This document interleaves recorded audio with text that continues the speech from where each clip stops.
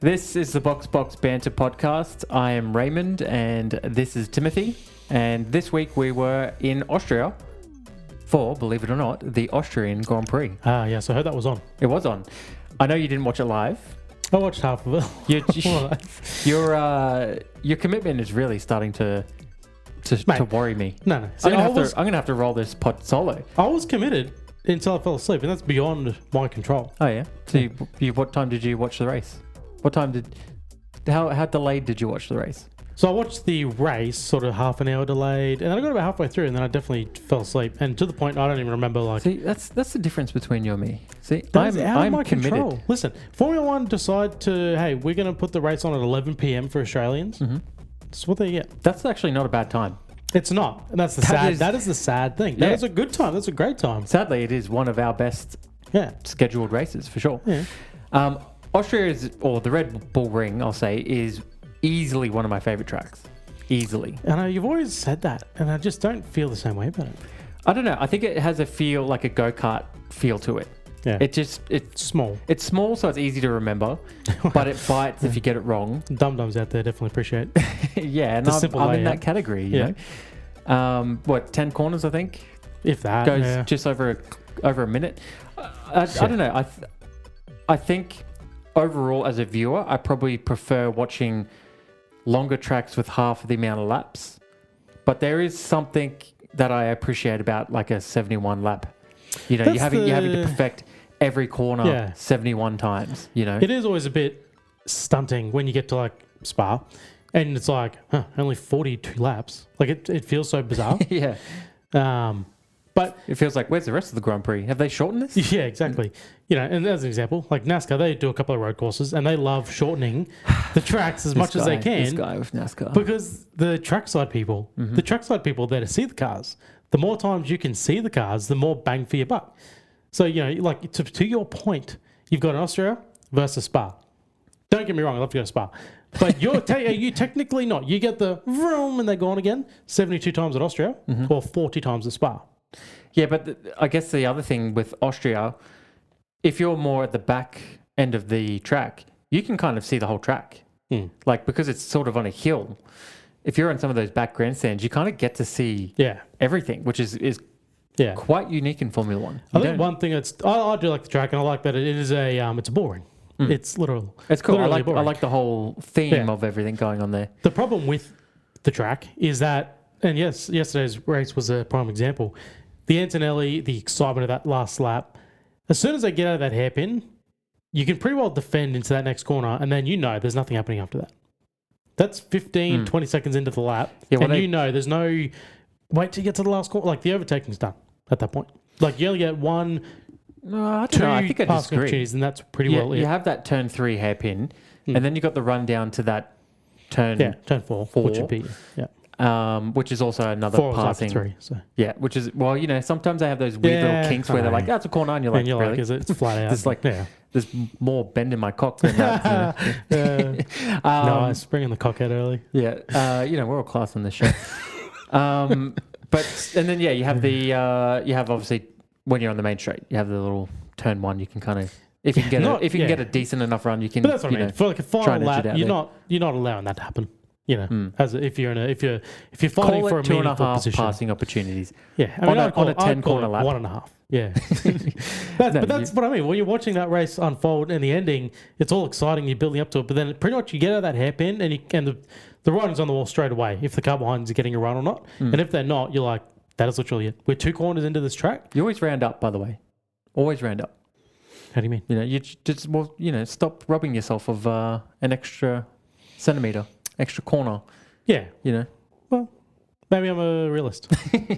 You go from you include the balls in there too. Yeah, you know? True. Yeah. Gives you a bit extra.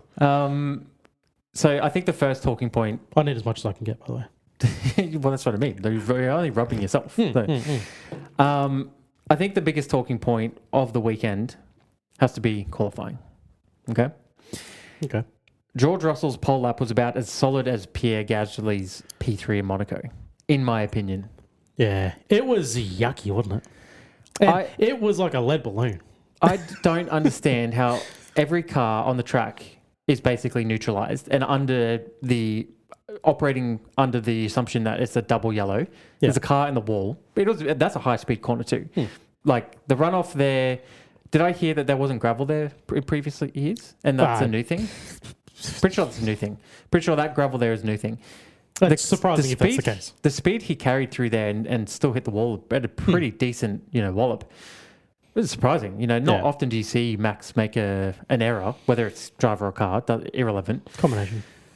But the concept of setting a pole lap, the fastest lap in a session, on a lap where an incident has occurred, to me baffles my brain.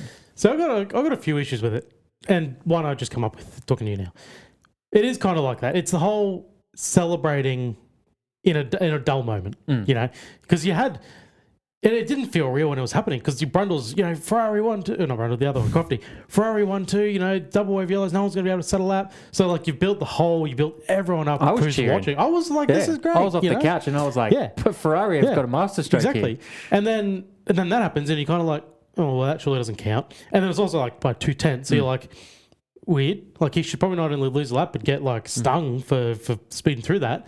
But then, it's like, the fact is, Max was getting out of his car. That car could have been on fire. Max would have needed to get out in a hurry. And then you're allowing cars to do a 50% lift and like you're happy with that. That is the precedent you've set. But then the worst thing is that they said it was double wave yellows 20 seconds later. So cars that were 20 seconds behind Russell who wouldn't have been able to play that same card. That's what's shit. That to me, it's the whole thing a couple of years ago when they were holding off on reds in quality to allow some cars to finish their lap and then they'd call it. And it's like, whoa, you just call it when it happens. And some people get lucky and some people don't. Yeah. It's this whole, we waited, all right, now it's doubles. But it's like, okay, but what if, Lando or Oscar or whatever was coming through at that time and then now it's double when the incident hasn't changed, nothing's changed, the incident's happened, but now it's more dangerous and now the laps are cancelled when they weren't before. I agree. I definitely agree. I think that the FIA are practicing safety standards that only fit their narrative. So I don't understand because Antonelli was actually the first driver through with the incident. And he was already under the understanding, whether it was from a steering wheel or whether it was from a sign, that it was double yellows and he's pulled off. He's done morally and ethically the correct thing. A driver has had an accident. Nobody knows the severity of it. Exactly. He's backed out of the lap in the name of safety. Yeah, that's what I mean. You go into that corner max attack, which you shouldn't be under yellows, but that's... The lift is anywhere in that sector, So you've come in there, 95% max commitment. Again, if that car's on fire and Max is like, I'm getting out of this thing, hell or high water, and then you've got George coming in who's decided to lift off 15 metres earlier than his brake marker, and then he goes ploughing into that. That's the problem. Moving on from that awkward cut. Tech issues, don't worry about it. Due to audio issues. If my biggest issue with the Russell thing, there's three here. Let me reel them off. So the first one I've already mentioned. It's how do you set a fastest lap on a lap that has an incident? That just doesn't make any sense to me. And in the name of safety, that should never be the case. The second one is the lack of consistency with it. Now, to me, this almost like I'm noticing a thing in sport. It's all sports that have it, but Formula One have the same problem, and it makes the lack of consistency makes it feel phony. Like, how can you hold such various standards across different races, and then to fit, this narrative that you want to build, whether it's to try and keep a title fight between the two Mercedes drivers, whether it's because George has had a run of bad luck, so now it's his time to have some good luck. Whatever it is, I don't like how phony it makes it feel. It makes it seem like it can be manipulated from the powers that be. Yeah, it doesn't. It takes the authenticity out of the racing. He's standing there going, this was a masterstroke. I was the fastest guy out there. The lap felt incredible. It just sucks that I didn't get a chance to do a ripping lap because there was another four tenths in it. Whatever.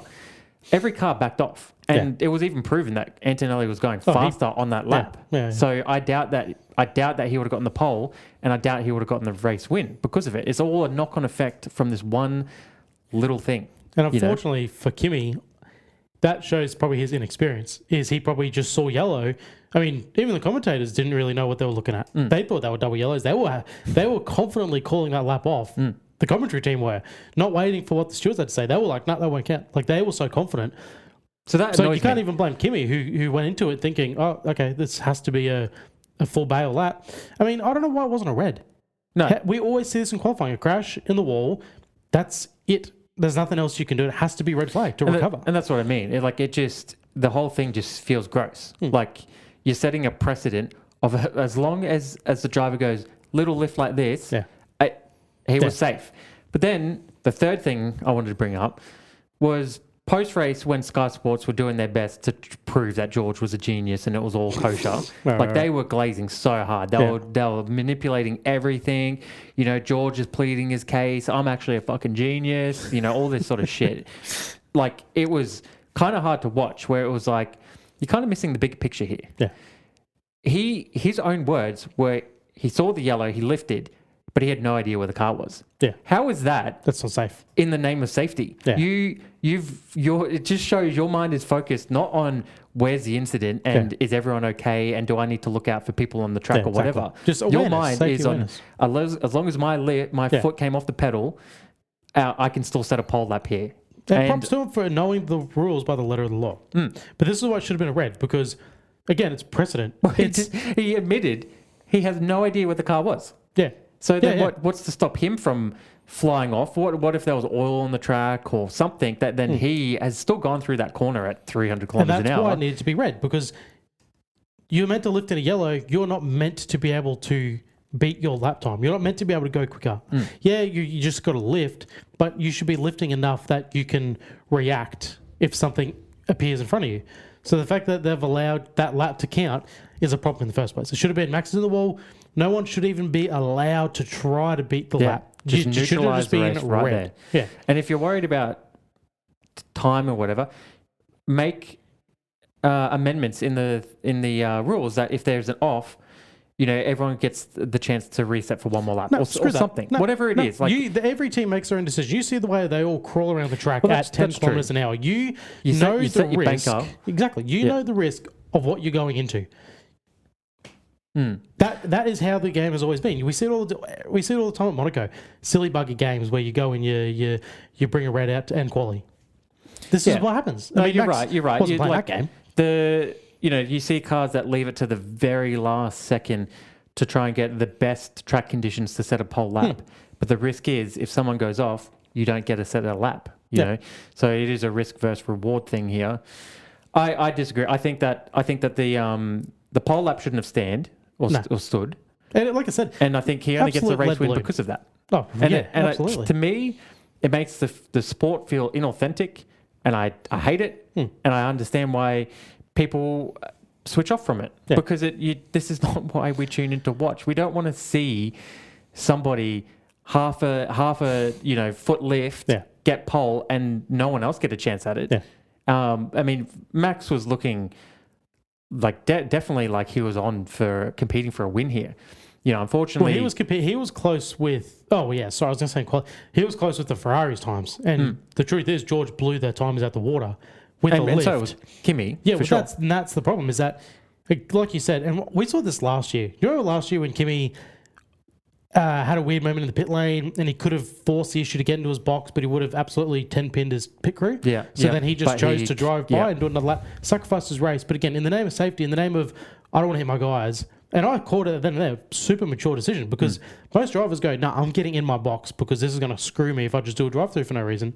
He chose, no, that's not going to work. Do another lap, whatever. And again, that seems to be in his DNA a little bit. Is that he's like, it's that cautious approach. It's that bit of care.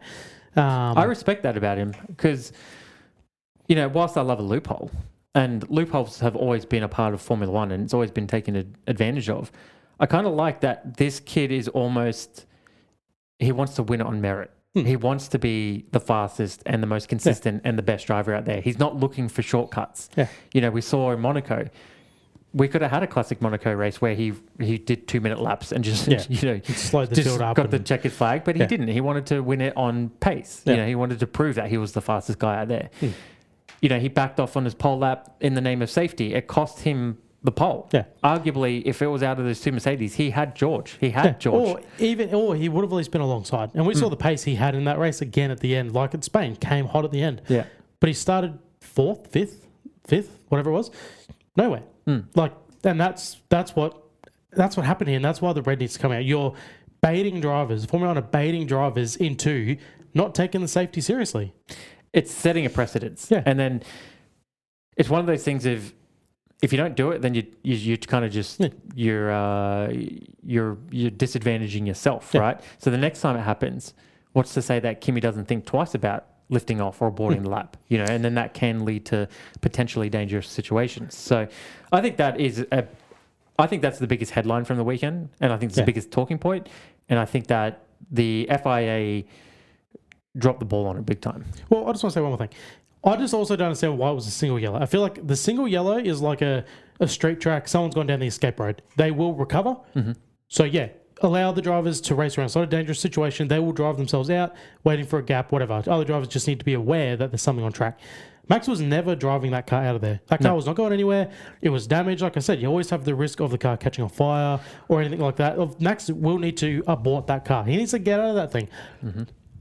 Why did they do a single yellow? Because if it was a double yellow, like they said, all laps are off anyway, or they just make it red. Why did they do the one thing that allowed this situation to happen, knowing what the car looked like? That we all saw straight away what happened to Max. He was not just going to drive out of that. Even if he didn't hit the wall, he wasn't going to drive out of that gravel track. No. And usually the Formula One FIA, usually as soon as they see damage to a barrier, they red flag it. And straight away, they want to go down and inspect, make sure it's all good, put it back together, make sure the sponsors can be read, all that sort of bullshit. But you're right. They just delayed everything and let it play out. And they're asking for trouble in terms of safety, I think. You've made me actually mad. No, I was pissed off about it all day yesterday. I was annoyed about the hype. I was like, Ferrari 1-2, following on from last week, everything we spoke about, Lewis Hamilton 8 times, all these things, great, fantastic. Suck it to Mercedes that this happened. Yeah. And it was a good 15 seconds of pretty much this is what it is. Well, it's probably longer because everyone was running under uncertainty. Even the commentators were saying like, this is going to be disallowed. Yeah. But even before that, it was like Charles on pole, like before he actually got the lap time done, it was quite a long time of, all right, this is what we're in for. And then it was like, oh, okay, George has just crossed the line and gone faster. And that's what I mean. It just sucked everything out of the air. And it was just a big old anticlimax and just it just ruined the end of quali. This is the equivalent of, big business that, these big companies that employees work for. And the companies, they want to appear like they care about safety and well-being and everything. They want to appear, but they don't actually give a shit. Yeah. They don't really care. They just want to be the eyes. Yeah, exactly right. And this is the same sort of thing. They want to talk up this big safety game, and there's all these reasons why we don't have things in Formula One, and they've come down very hard. Like the one that comes to mind is the safety car infringement at Silverstone last year on Piastri. They basically ruined his race because they said that was an unsafe practice. Yeah. And then you look at something like this and you think, like, what are we doing here? You're exactly right. That's exactly right. You just want to be perceived as you care, and you're all about safety, but only when it fits the narrative that you're trying to thread. You can't go too slow. You can't slow down too much in wet conditions once the safety car drives away. You can't slow down too much. But a car in the barrier, clearly the driver's going to have to get out. 20 seconds after the crash, you can just go through it with just a little lift. And if George... And again, one of the highest speed corners. The highest speed corner on the track. Yeah. If you do anything abnormal to the car, like you're doing something different, which puts like yourself at risk of losing control. He lifts a little early. He might turn in a little early or whatever. If he makes a mistake, they are crucifying him. Mm-hmm. If he does lift early, tries to do the right thing, but also tries to keep the pace on, and he makes a mistake because of that, because it's an abnormal, the way he's driving the car is different because he's trying to keep the pace in, but trying to... All he's doing is showing the data, and that's what they showed us. He lifted, half a second early. That was, as long as the data said, yep, he did something different, that's it. So he's trying to do something different while keeping pace on. If he spins that car out and crashes next to Max, they are crucifying him. Even though they baited him into doing this. Well, maybe he is British after all, so they might. I think this is a rare time. This is not a British bias thing because again, Kimi was first. It's like they wanted Mercedes on the front, not Ferrari. It's like they wanted Mercedes up there. They would have been fine if Kimi went through. He was first, and then George gets through, and then after that it's doubles. All right, we have to move on. We've spoken about this for solid 20 minutes, and I could keep going. And it does wind you up, doesn't it? Oh, I wasn't wound up about it. I was just disappointed as a fan. Oh no! But now that we've discussed it and dissected it, I'm glad I had that effect on you. It's actually made me more play like a puppet. All right, now I don't necessarily want to talk about George's win. I don't even really blame the guy. I more blame the FIA and the situation. Yeah, again, he just played perfectly. But on that, I don't believe he wins the race without that gift. So I can't sit here and pretend like, oh, George was the best driver out on track today and well done, George. And he's back in the championship fight, because I don't believe it. No. I don't believe that he was the best driver out there. I think if Kimi gets to set his pole lap, he probably wins the race. And I think if Verstappen doesn't get strategized out of the race, he was very close to winning the race too. So there's two drivers I believe looked stronger on race day than George. The whole, are we into a second? Are we into? So yeah, I'll use that to kind of then say that the only reason he secured the win was because Hamilton and Verstappen were slugging it out. Yeah, that's exactly where I was going to go. Love to see it. Love to see on-track battles, of course. That's what we're all here to see. It's what I've been asking for years, especially between those two. They put on a great show. There's no pussyfooting around with these two, is there? They were just letting George get away. Like, every time. That start of the race, you watch that gap go from 2 seconds, blow it out to 5 seconds in a lap because of their tussle. Happened quick. Good stuff, great stuff. Want to see the racing, but not when it's at the detriment of the potential of George not winning. It's a bit of a far-fetched to ask two opposing teams to work together to chase down the third team. I commend both drivers. I commend Hamilton for fighting so hard for the second, and I think that's what Ferrari need to be doing. You know, if even though there was a chance for both of those cars to win, I think that Hamilton fighting as hard for every little bit of track as he is for Ferrari, I think is what Ferrari need. I don't think the mentality of, all right, roll over, maybe Max can get him and, we can maybe come back at the end of the race. I don't think that's there. I think the mentality of not give anything. And he fought Max hard. He essentially did push him off track into the gravel at one bit. He's just given Max a bit of his own treatment. No, and it was great to see Max feed it back to him, a couple laps later. That's right. There was twice at least through that race where they held each other up a little bit. And again, I'm all for it. Like, I'm actually totally fine with it. Just wish it wasn't George who got to benefit from it every single time. And then it's the whole Kimi thing as well. We saw this in Spain.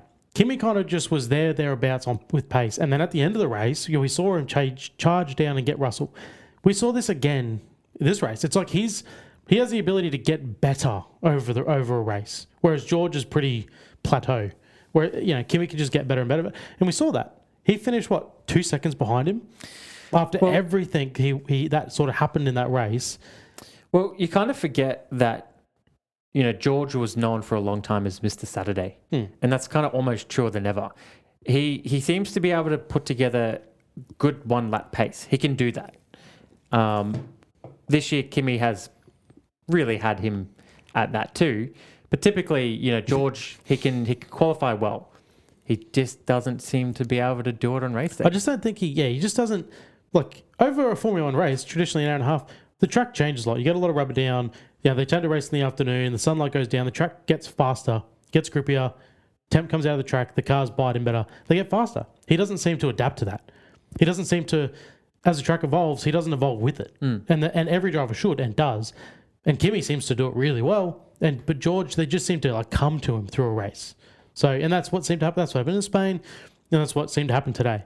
But, like you said, Max got held up, A, with a dud strat, and B, fighting Lewis twice, which again comes into the dud strat. You got put back behind him a second time. After getting the job done, you then got strategized back behind him. And then, Kimi's starting out of position.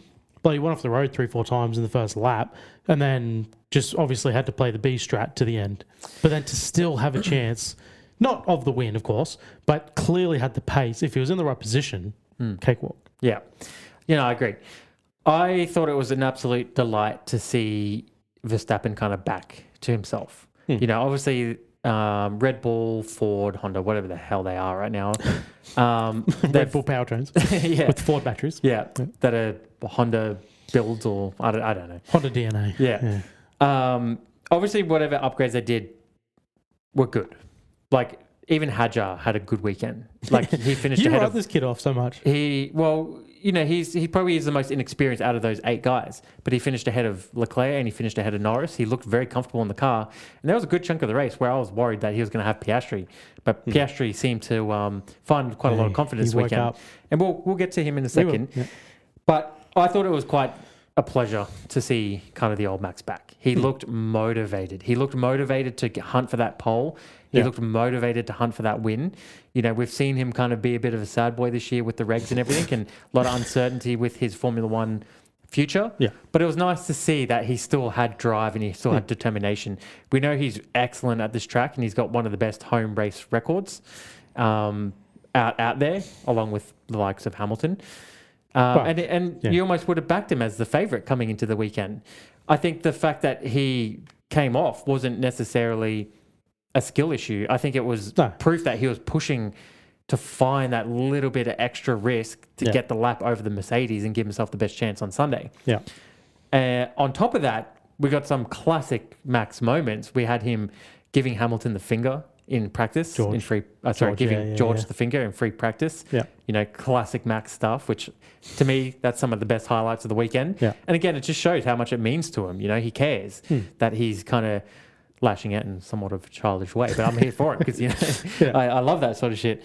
And then I don't know if you heard, but when there was yellows thrown at T10, GP radioed in and said, you know, Max says yellows at T10. Right. And Max radioed back, that means flat out right? Past the car. And then, you know, said that he was joking. So again, having a bit of a crack at George. So again, I think these are all just things that proves he does care about Formula One. He cares about his weekend. And it was nice to see. No, for sure. This is one of my favorite things about this. What this is turning into one of my favorite things about this year is the swings, and you never know who's going to be the best car. You really don't. We've seen, I'd say McLaren was the fastest in Japan. Obviously, Mercedes has generally been the quickest. Ferrari was quickest, I'd say, in Spain. And Red Bull crept up and down between like second and fourth. Like, I love that every race you go into it, and as long as someone's bringing an upgrade, you're getting such big swings. I mean, going into this race, Ferrari got an engine that was reported to be up to 7 horsepower more. Mercedes have got their engines pruned a bit with this whole, their CC capacity being brought in line. I mean, Ferrari seem to have lost a lot of their starting procedure advantages as well. Yeah, 100%. So there's a lot of things that have kind of swung towards Ferrari and pulled away from Mercedes. So I expected this week, you had everything where we got sucked into it as well about this. Here comes Hamilton, 8 times. This is going to be great. He's going to just come and chase down Kimi. I was telling people all weekend, I'm backing Hamilton for a win here. Yeah. And then they just had nothing, man. Like, that was back to the 4th fastest car like that. Like, it's just outstanding how fast things can change. And that's what I'm loving. It's like, we have no idea. We have no idea who's going to win this thing. Yep, there's a nice early points lead, but the Mercedes are already clearly do not have. They might still be the best car, but they're not the best car like they had in Australia. They're not the best car like they had in China. Well, yeah, I agree with what you're saying there. I think a big part of it too is strategy has well and truly come back. We had some cars on a 3-stop strategy. So far. 2 races in a row. This is almost more than what we had last year, though. Oh, yeah. I mean, I think they were almost faked into a bit of strat, though, today, to be honest. Well, I don't think this 3-stop was a viable option. I think they spooked themselves into it. I agree, and that's where I was going with this, is I don't necessarily believe that the Mercedes did have a huge pace advantage over Ferrari. I think Ferrari just committed to a dud strategy very early on, and they kept putting Hamilton back in traffic. Yeah. And we saw it was difficult to pass. Yeah. It did take quite a few laps to get close enough to then make a move somewhere. And even then, how many times did you see someone make a pass at turn 3 only to be overtaken before the 4th corner? We had a bit more super clipping than I was expecting. Yeah. In Australia. So it's still playing in hand here. It's still having an effect on how the chips fall, I suppose. So I don't know if I do necessarily believe that, oh, wow, Ferrari really fell off this weekend. I think that they did just have a dud strategy. They themselves out, I think. Yeah. And that cost. I mean, Antonelli was arguably probably in one of the worst positions, and he committed straight away to the two. What it looked like almost a one-stop initially. Then it was a two-stop. I think it was. Everyone did pretty well two-stop. Yeah, and he leapfrogged everyone who did a three-stop. So, that definitely well and truly proved that was the better strategy. But I like that teams are trying different things. Yeah, that's what we asked for. The strategy straight away. As soon as Hamilton pitted quite early, and then you could see he came up behind a car, he had to pass him, and all of a sudden he's catching the RBs, and then you're realizing no one else is coming in with him. It reminded me of Oscar Piastri last year in Imola, when he gets passed by Max or whatever, they immediately pit him, and then he just gets sunk in traffic. No one pits. He's the only one in that strat, and it just buries him. Yeah, that's exactly what happened. And then obviously I think combined they didn't have the pace on the hard tyre, and that's what they kept sort of going to. I don't know if that's all they had left. I mean, they say every weekend they only get 2 sets of hard tyres, so no one practices on them. So no one actually knows what pace you're going to have on these things until you bolt them on. So yeah, they definitely committed to a 3-stop early. I mean, they didn't need to, because they pitted Lewis under that half VSC to just throw some softs on. But that was such you didn't need to do that. No. And then again, you're just putting it back again. Like, you just constantly... Yeah, and I do like that Hamilton was questioning the decisions. Again, it was almost like, guys, we've been over this. Why are we making the same old mistakes? Like, I mean, it kind of proved it was a bit of lightning in a bottle for Ferrari as a whole last weekend, because they didn't put a foot wrong in Spain. No, which is rare for them. Made a lot of odd choices this whole sort of race. And then combine that with the fact that I think they did lose a bit of pace, especially on the hard tyre. I mean, Charles had nothing. I mean, they literally had to pit him because it was like, well, we can't lose any more spots. We're definitely not going to compete. We're losing so much time to the cars ahead. We'll just pit for the sake of you not having a miserable 20 laps. It was a deflating message when he said something like, does it... It was something along the lines of like, what's it? What have we got to lose to pit now? Yeah. And they were like, nothing now, nothing anymore. Because we're 40 seconds to the rest of the field, and we are now the last of the top 8, which is where we need to be. Okay, we got to move on to Oscar Piastri. We got to talk about our guy. Yeah. Before we move into the categories. Stellar weekend for my guy. Yeah, he looked like his old self. He looked confident and composed, didn't he? He looked like he made forward progression. Well, I think that the body language of his driving last week or in Spain 2 weeks ago, was he was hanging on for dear life. Yeah. And he just had nothing. Yeah. He had no fight. Yeah, he's going backwards, and he was just basically like the car was driving him, He had nothing. This week was the complete flip of that. It looked like he was very comfortable in the car. Yeah. He was very fast. He was pacey. He was confident to put moves on, and he could defend. Like I said, it looked like the Red Bull was probably faster than the McLarens. Yeah. And there was times there where I thought Hadjar was going to pip Oscar, and I was like, oh, please, Oscar, just keep this kid behind you, and he did. Yeah. So I think didn't quite make the podium, but a lot of positives and a lot of confidence to take from the weekend. I mean, he was pretty quick through quali, and he just, again, I feel like it's becoming a bit of a story for him, is where Q3 just falls away for whatever reason. The lap that it matters, the last lap in the last session, when it should be, all right, now everything should come together and get yourself, something happens on his lap. He can't keep it together. No. So again, he gets out qualified by Lando, and that was like like another moment of, again, are you serious? Like, this is what this year's been. But then the fact that he overtook Lando lap 1, and they were very fierce. That first lap was quite fierce between that whole sort of group of cars that were involved. Got the move done, and then he never looked under threat from anyone after that. Like, I know you said Hadjar a little bit, but like not really. He never got side by side. He never had to actually really fend him off. Hadjar he got into like the overtake zone, or what was once known as the DRS zone, like once, and then Piastri was able to just keep him at bay and ride it out. He was passing, he passed cars. Everything was just in control. They ran a normal strat. They didn't play silly buggers on him. Like, it was just a positive. Like, I'd love to see him go out and win, but we just need these weekends where he doesn't finish 30 seconds behind fucking Lando Norris. And you don't want to be that 8th car. This is what I feel like this championship has become. When everyone's finishing, who should be finishing? You don't want to be the 8th car. No. Because that is, you've got one of the 4 best cars in the on the paddock, and you're the worst guy. Exactly. And they seem to be, like Charles, they seem to be so far off the pace. It's not like you're 8th and you're keeping touch, like you're nowhere. No, you're 30 seconds, 40 seconds down the road. And that's what he was in Spain, and it was demoralising, it was sad, and then we have to sit here and surmise what's going on. And so it's just nice to have this weekend. he finished, I think, 10 seconds in front of Lando, whatever.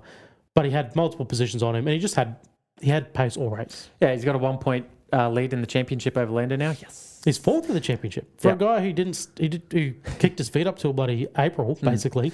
I think this is what you want. Like how F1 is right now as an Oscar Piastri fan for us is exciting to watch. I mean, he's not really in a championship battle, and he's probably not realistically even in a Grand Prix fight right now for a win. But I reckon there is a lot of uncertainty. You can feel tensions rising in Mercedes. You can feel a change of guard in Ferrari. You do have the sense of anything can happen. So if he is there in fourth, he could possibly snag a win or two this season. He can probably collect a few more podiums, keep that confidence, keep that momentum going up. Yeah. Whatever the update or change that they implemented on the car last week, he clearly wasn't comfortable with. But it seems like he's either heard the noise about people saying shit about him, or he's put in the time and he's adapted and he's gotten more comfortable with this car. And he looked, the only benchmark that we have is him up against Lando. Yeah. And he looked more comfortable than Lando. Yeah. So I think, next week we'll probably be sitting here and Lando's probably outperformed Piastri, and we could be here going, what happened to him? Like, he looked so good last week. But he's always been good at Silverstone. We saw last year what he did. With the year before, they had that half wet, half cool, before he'd won a race, and it was looking like he was going to win that. But this is how the season is, right? It's so up and down. Every track really brings something different. You don't really know who's going to come out, on top. I mean, Max has said he raced. I don't know. You might have heard it. He raced the sim with this car at Silverstone, and apparently he was laughing at how different the car was. Like this is going to be crazy. Like this race. Yeah, okay. So, I am looking forward to Silverstone. So. I really super quick side quest. Looking at these cars, I'm loving it. Like the cars again through quality. You watch it. I mean, I know Max actually tried to kill himself, but the cars are twitchy. They don't look easy to control. They don't look like on rails like they used to. They look like you really have to handle them, and they just look like we did race cars sit here last year saying about you don't want the cars to be too controlled by technology, and basically now the weakest thing in the car is the driver.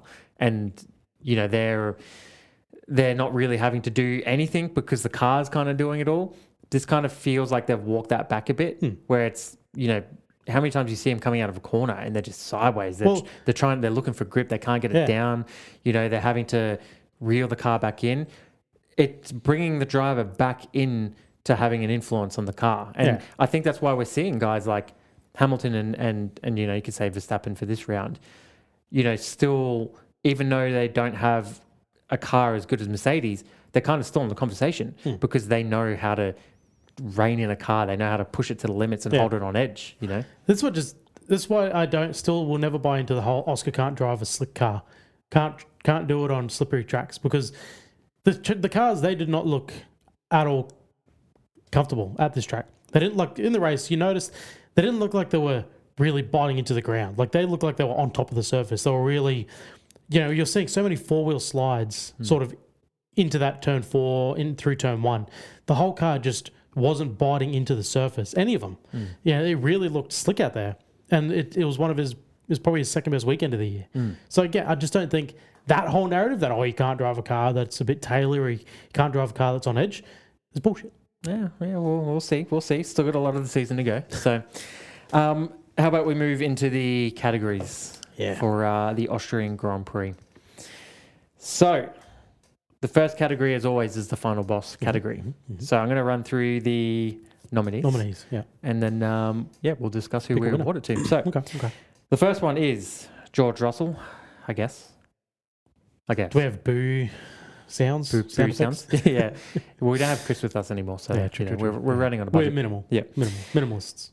The second one is the FIA's new safety standards.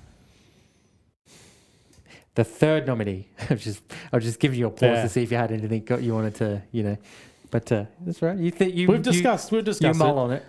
The third nominee, Red Bull's Q2 strategy, giving Verstappen an extra set of soft tyres by 0.04 of a second. Yeah, I like this. I like this one. This is final boss worthy. And that shows if that talk. I don't know if that says more about Red Bull or more about George. To be honest, but in the moment, it felt like a miscalculation. Oh my god, didn't it? I mean, I was prepared. I was sitting there thinking to myself, it was down to Gasly, and I was like, it's been 6 years since I fired him. Is this his moment of revenge? Is this his redemption? Is Gasly going to get out? He's Gasly's qualified Red Bull 10th. redemption. He's going to be up on the car. Like he finally got one back on Red Bull after all these years. The book was written, wasn't it? Yeah. At the Red Bull ring, Max's home Grand Prix. Ex-teammate. He's going to knock him out. Verstappen's going to have egg on his face. Yep. I was writing the script already. I was ready to go. I was ready to come here today and do all that. But then, Red Bull, they know what they're doing, apparently. I love how they cut straight to the garage. Yeah. And all the guys all super chill. Yeah. Like, no one's sitting there like, oh, thank God, or like, oh, man, that we left that close. Or, And everyone's just like, sweating. everyone's like, we calculated it, went according to plan. I mean, Gasly was up in Sector 2. Yeah. By 0.002 of a second, mind you. But, he was up.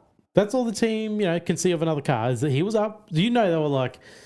They wouldn't have expected the RBs. Both RBs got him. I mean, I'm surprised they let that happen. I'm surprised they didn't abort Lindblad's lap or something. Just be like, whoa. Yeah. You're putting the big dog at risk here. You need to just Ease up, boys. in, buddy. Ease up. Yeah, but they both got him. I don't reckon they had that on their car. They're probably like, oh, okay, that's a problem. Well, or they were like, we sacked Gasly for a reason. This is all for the world to see. This is a prime opportunity. This is why we sacked the guy. Yeah, he's got an opportunity and he doesn't take it as per usual. I'd love to know if, I know every driver's going their hardest on the final lap, naturally. But I'd love to know if Gasly's engineer, radios in and tells them, like, hey, door's open here. Red Bull have left the door open. You've got an opportunity. I want full send, 110% go. Or if they just don't know, they don't say nothing. Because you'd almost have to think, if you knew, all right, you're on here. You just got to improve just marginally. And he just puts that little extra risk and he gets him, that could make the difference. No, he'd have a delta on his time. He'd have a delta on his steering wheel and he'd know exactly if he's positive and negative around the whole lap. He'd know exactly what's at stake. He may not know the driver. Just let me have it. He may not know the driver that he's don't get me wrong. You'll watch Drive to Survive next year. Yeah. And this will be in there. They'll edit that on there. There'll be radio communication like, Pierre, just so you know, it's Max. It's Max. It's the guy. It's the king. It's the Lord in front of you. This is your chance to bump from Q2. I mean, I know the stakes are high. Guess what? He's got his feet up in the garage right now. He's getting the balls on this guy. He's surrounded by guys with some fans. They're feeding him grapes. You're out here doing the hard work. Earn that lap, buddy. Yeah. You think Red Bull can save themselves a set of tyres? The cojones. To do it in Q2. Make them pay. To do it in Q2. And they were fifth. They were fifth. And they were like, they laughed at the rest of the field. They laughed at the 11 drivers below them. You can't touch me. You can't touch me in fifth. Look, it all worked out in the end. And it made them look like geniuses. Yeah. I love the poker face. That was the best part. Cuts to them. They're just like, the car's here, ready to go. The only way it would have been better if the engineers turned to each other and shook hands and a couple of high fives, like, yep, just as planned. Everyone in Formula One is trained that there's always cameras there. All right, so we want to give it to Red Bull? Yep. I agree. The final boss of the weekend for their Q2 shenanigans. Well, it was great entertainment.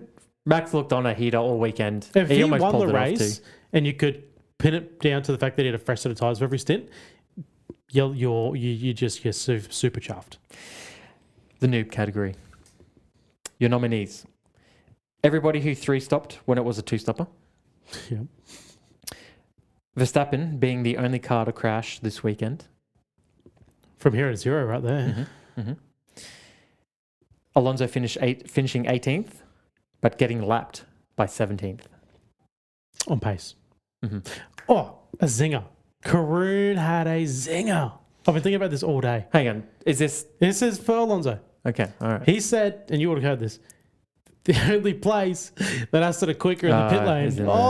Boy, that got me good. Karun that was with good. The zingers. I would have liked to have shared that moment at the time, over the Discord watching together, but you had to watch it delayed. I was asleep. Yeah. I watched that this morning when I watched the race. Zingers. Why do you got to ruin moments? They were full of zingers this weekend. Did you catch the Mazepin? I was just going to say Crofty's Mazepin. Yeah, I know he's playing with fire there. Yeah, I thought the same thing. I was like, this guy's Russian. I feel a little bit. But he's up. He's don't probably forget, his father was like connected to Putin in the There's whole... a reason he lost his drive, and he's probably enlisted at the moment. So I'd probably just chill. Yeah, no, that was great. They're the real thing. Is I like when Brundle's away. They let the boys play. So what are you saying? Alonso gets it by proxy of that, or what's going on here with the noob category? I mean, that is very noob. I mean, we know Aston are in trouble, but to finish the race and be lapped by the next slowest car. I mean, they're always going to be lapped multiple times by the leaders. To be so slow, like you're lapped by your next competitor. I just don't know. It's almost like, are they even allowed to be out on the track? You know, remember when they had this thing about they do the 107% rule. Yeah, that was what Aston were competing with at the start of the year. If you're in 18th and you're lapped by 17th, to me that feels like you need to be like relegated. Yeah, they're lucky they don't go. All right, your car is F3 worthy right now. It's not even. It's not. I mean, literally, what they have a couple of rounds ago that the F2 pole time or the F3 pole time was quicker. It was quicker than Aston Martin's. Only the Aston Martins. Yeah. They're in a spot of bother. I mean apparently everyone's talking up this B-spec car, the whole new chassis they're bringing in mid-year. Yeah, we'll see. I mean, I think it was Karun mentioned about how Aston Martin are consistently the two slowest cars on track in qualifying and practices and whatever, and that's including a brand new team in Cadillac. Yeah, and it's not even like they're just missing; they're a full second behind them. Yeah, so it's sorry states. But hey. Of those 4 cars, only one finished the race. Yeah, something to really celebrate there. All right, so I'm happy to give it to Alonso. I think it's got to go to Alonso. That's hard. That's not a stat you want to hear. It's getting bad to worse. Buffed. The Buffed Award achievement. Your 3 nominees are Racing Balls as best of the rest. Now, we've mentioned a few times over the weeks that there's 8 points finishes that are pretty much guaranteed to 8 cars, which leave 2 points for the rest of the field to try and snag. Yeah. And Racing Balls comfortably looked like they were 9 and 10 there all weekend. Yep. So bravo to them. Mm-hmm. Being a British driver in Formula 1. Why? No, just, the George Russell shenanigans. This just has shades of Lando Norris from last year. Did you catch the last lap Lando shout out while they were talking about Antonelli? No. They had to. I was probably already hate writing on Formula 1 posts. I couldn't believe it. I couldn't believe they were talking about Lando Norris while they were talking about Kimi Antonelli. Just remind me, he finished 7th, yeah? Yeah. But because they were showing Kimi Antonelli, because the whole overtake mode kicks in with fuel within 1 second at the start of a lap. So that's where you need to be. So they were like, he's within a start of a lap. If he can catch up, if he can stay within a second of Max starting the last lap, it's a bit like the old school DRS. He's within a second.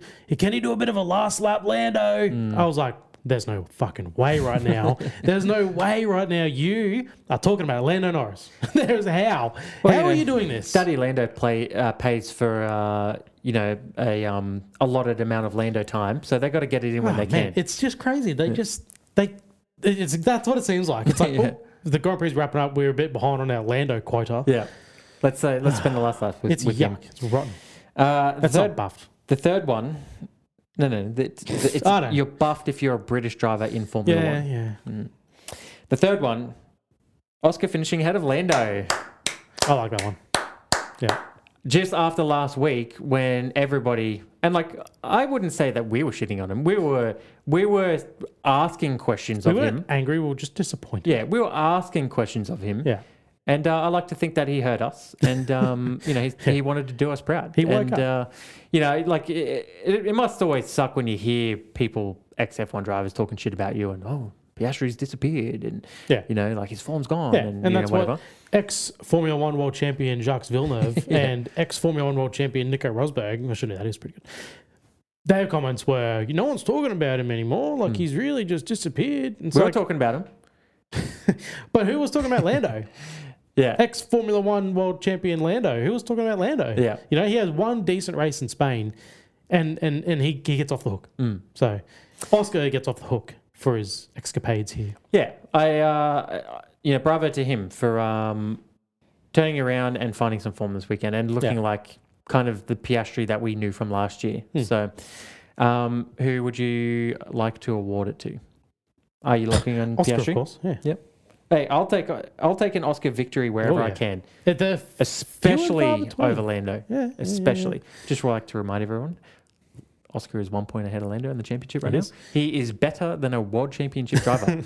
He's ahead of four-time world champion Max Verstappen too. Well, he's better than the most recently crowned. Right. He's only a couple of points behind seven-time world champion Lewis Hamilton. He's right in the mix. The greatness is written all over him. It really I've is. never doubted him for a second. He is surrounded. Unlike some with world champions. What? Doubters. Me. We have audio it's evidence. Not doubt. Would you like me to go back through the tapes and pull it up? Just then, asking questions of the bloke. Okay. Where'd you go? All right. Like, where have you been? Like, what happened? Yeah. Show us on the doll what happened. Yeah. So we can help fix this. Are you clocking in today? Nice. Literally. Yeah. Oscar, put the helmet on. Okay. Where are we up to? Nerfed. The nerfed achievement. So, your 3 nominees for this one are Cadillac self-immolating as soon as the race starts. seems to be a pretty common thing. The FIA safety standards. Good on them for being faster than Aston Martins. yeah. I didn't notice any of them catching on fire. The FIA safety standards getting another little shout out here. You love that. Yep. You're loving it. And Kimi's World Drivers' Championship lead being reduced to 40 points now. Ooh, scary times. Scary times. Yep. My disappointment with that is that it's back to George being in second. There's so much excitement, and I was excited. Hamilton in second, that's how piss poor George has been, that he's let a Ferrari in. So that's disappointing. But the Ferrari, the fires is so strange. They both catch on fire, and then Lawson's kind of also maybe on fire. Does this not happen in practice simulation? Why is it only as soon as the Grand race Prix and it starts? They're like, fuck this. I'm out. Fire. Yeah, I'm out. That's very strange. What was the second one? The second one was the FIA safety standards. Yeah. So I'd have thought. So did you see that? Apparently, Ben Sulayem they're trying to remove the 12-year limit on FIA presidents. Yeah. No. I hope they don't. I thought he was doing good things, but at the moment, and I'm sure he's not waving the flag, but yeah, they need to. So what's that got to do with the safety standards? They need to tighten them up. They need to tighten up the consistency. Mm-hmm. Why we know? Maybe it wasn't safety, but we know why the consistency is why Michael Massey was fired. I mean, that was a pretty blatant. Yeah. And then they bring in this guy, and then they had we discussed they had the issues a couple of years ago where they were just holding reds for certain people to finish lap times, and then they kind of neatened all that up, and then now we're sort of seeing it creep back in again. So they just need to. They just need to just button down the hatches. And so I'm sensing that you want to give it to the FIA safety standards here. Yeah. Well, you said yourself. I think it's the biggest talking point of this weekend. I mean, it essentially set the results up. Yeah. Yeah, and it makes the whole thing feel phony. I don't believe George deserved it. Yeah. I think that was gross practice from the FIA. It needs to be an automatic I think guys trigger. like Kimi they should be Kimi was post race is sitting there going like, I should have known better. It was only a single yellow. I should have known better. I should have played the game. And I'm like, is that the mentality that you want the drivers to be having? Yeah. Isn't the mentality safety is the number one priority and everything else comes second? But also, I get we're in the modern age and everything, and it's all everything's extracurricular safety, and instead of flag marshals, we've got LED lights. Double wave yellow is apparently half the screen's yellow. Yeah. That means double. But a full screen yellow is single. I don't like, a lot of people probably don't watch this deep, but I do. There was a segment where Anthony Davison, and I love this guy. I love it when this guy's on. And if you can't detect the sarcasm in my voice, then, it's great. What are you talking about? I cannot stand him. He had George on. George, let's look at your brilliance in the yellow sector. Maybe that's why I like him. Yeah. Yeah. If you watch him, you'll change your tone. Right. George, let's look at the brilliance, And he goes, now look at what we have here. We have a solid yellow. What does that mean, George? That means as long as you lift, you can still go ahead on your lap. You're good. You've done all the right things. You've checked that there's no danger. You've lifted. You've shown that you're operating in a safe manner. Good job. Yeah. Now, George, what happens if there's a diagonal on this box? Yeah. That's right. Double yellows. Yeah. Well done, George. And you are the only person who knew that, and therefore you deserved your pole. Look, and I'm just I'm thinking like, why are we going so hard to glaze George for this? Like, you're missing the entirety of the point here. This leaves a bad taste in my mouth. I definitely think of it both ways. I think Formula One played the whole situation wrong, but if the fact is that George isn't natural world championship material, that he's got to read the rule book and fully understand every loophole thing that's going on around him, exactly, to know where you can benefit from, then power to the guy. Yeah. If he can't come out and just go, I'm not going to distract myself with what that board means, because if I'm in a race situation or if I'm in a situation I see that thing's yellow, I'm going to lift anyway. I'm going to take care, whether it's single or double yellow. Something's clearly going on that I need to be aware of. That's probably the mentality most drivers have. Let me not take the brain matter to really let that sink in, where I'm going at 280 kilometers an hour into this corner and I see that, there's no diagonal on that. I'm sweet to just blip the throttle and continue on my lap. Power to the guy. And my gripe is 100% with Formula One about the way they conducted that. But there is a side piece of me that is disappointed that George is, of course, the motherfucker that gets the benefit from it. I'll buy you a jersey when he wins the championship this year. Such a fanboy bit of now. F1 merch would just be fantastic. So, fork it up. Okay, so the safety standards get the nerf I want that. achievement. That's on record, by the way. So, hey, you're the one that's got to wear it. You look Why you look silly? If he wins, you look silly. Hey. Don't worry, I'll make sure I find as many discount codes as I can. I'll write on the front. Raymond bought me this. Yeah. I'll create as many phony emails as I have to get the sign-up bonuses. Cool. Okay, AFK achievement. So your three nominees are Leclerc starting P2 but finishing P8. Ever since he signed that damn Ferrari contract, it has just been... Maybe we should switch back to Brembos. Yeah. Number 2, the FIA safety standards. Jeez, you're really giving that a slow news week. Hey, some people might say it's lazy podcasting. I say it's superb comedic writing. Yeah, okay. That's what I say. So it's not lazy podcasting. It's why do we nail down 3 categories? How can I fill these categories? Moving on. The third nominee, Sky Sports excellent coverage. So there's multiple times here where, and I'm sure you'll remember it, where we were watching fans' heads rather than on-track passes. Yeah. The commentators multiple times were describing something that was happening in a replay just for them to cut away from the actual highlight. Yeah. And then leaving them questioning like, oh, well, that was a shame we didn't get to see the actual highlight we tuned in to watch, but, we carry on. Yeah. So, Sky Sports, they pay a shit ton of money for the rights to broadcast the Formula One. We are at their mercy, and this is the slop that we get from them. It did make me laugh. And again, this is where I can appreciate Brundle. Minimal excitement in the race. And then you get the Hadjar versus Leclerc battle. And then they cut to a camera angle where bloke's head, giant head too. Literally this on the dude apex. had a melon blocking the entire hairpin. And I don't know where this camera was situated that they had to be fixated on bloke's head while the action's happening in front of him. But the best thing was, Crofty. Oh, this guy's got a great view of the action while we look at the back of his head. It's like, oh, man, you literally couldn't see anything. It's like they hired some dipshit from film school who's like, he thinks he's artistic. He thinks he's David Lynch or Quentin Tarantino. And he's like, oh, yeah. We don't actually need to see the apex of the corner or cars passing. Yeah, we're giving the POV of what it's like to be on the grandstand here at this corner. And, That was frustrating. And then the second one, though, that got me was... Yep, the first 3 crossing the line within 2.5 seconds. It's exciting. It's all good, very good stuff. But then what do?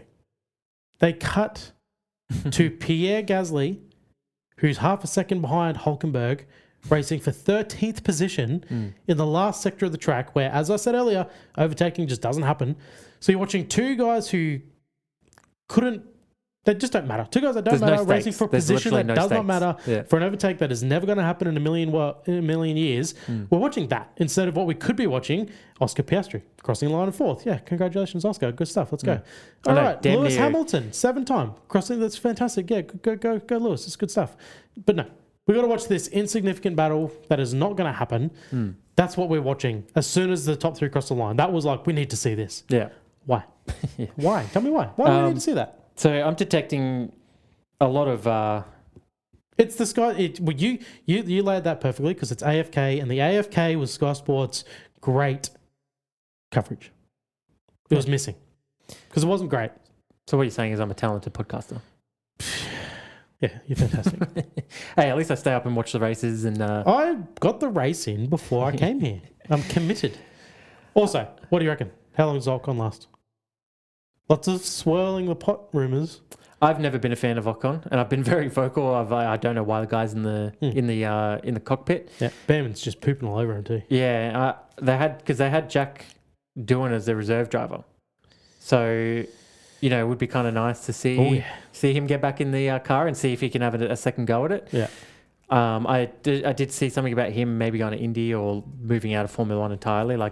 Things were done. They mostly go to Indy. But yeah, I mean, usually when there's rumors, there's an element of truth there, and I don't see what the appeal of keeping this guy in the team in the seat is. So no, he's not. He's French in an American team, so it's not even like he had the Alpine thing. No. I don't see any French money on the car. No. He's certainly not performing, especially up to Behrman's. Behrman's doing really well. They're going to lose Behrman, no doubt, in 2-3 years. There's some they need to bring. Yeah, and they're a team that's kind of on the rise, so they want to have drivers that will help. Bring Jack in now. 2-3 years when Behrman leaves, you bring someone else in. Jack's the senior. It's great. That's the plan. Jack over Ocon. All right. That was the Austrian Grand Prix. Thanks for joining us once again this week. Like, subscribe, comment. We always appreciate the interaction. Yep. Next week is Silverstone. I'm keen. I am so keen. That is always a good one. I love going to Silverstone. Yeah. I think as well with Hamilton's kind of late form flourishing, you kind of get excited at the prospect of do we see another Hamilton win here, and can he put it to the Mercs? And everyone brings their A game to Silverstone. Yeah, as you mentioned, Piastri is quite good at Silverstone. McLarens are looking a little more solid, so you do kind of go into the weekend thinking it could be anyone's race. Verstappen, their upgrades at Red Bull just brought. They're looking fast all of a sudden. And everyone's going home. Every base is there. Every team's there. They've got all their. Everyone will be bringing upgrades to Silverstone. Yeah. Anything else you want to add, or that's it? No, that's it. Thanks for joining us. Love you, Timmy. All right. Well, I love you. love to the viewers. Hit the love button. Hit the love button. Yep. Hit the heart, and we'll see you next week. All right. See you then. Ciao. See ya.